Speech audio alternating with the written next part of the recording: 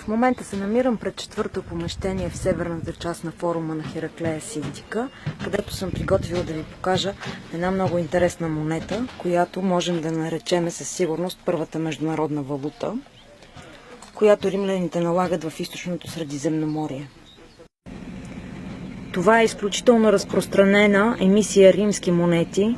Отсичането им започва 168 година преди Христа и са в масово обращение 60-70 години след това. Смята се, че за производството им са употребени над 60 тона сребро. На лицето виждаме богинята Артемида в центъра на типичен македонски щит. На гърба е кривакът на Херакъл. Надписът е Република Македония първа. Поставен е в центъра на дъбов венец, който е символ на Зевс от храма в Додона. Вляво се виждат мълнията на Зевс, а горе монограма е на гравьора, който е отсякал монетата.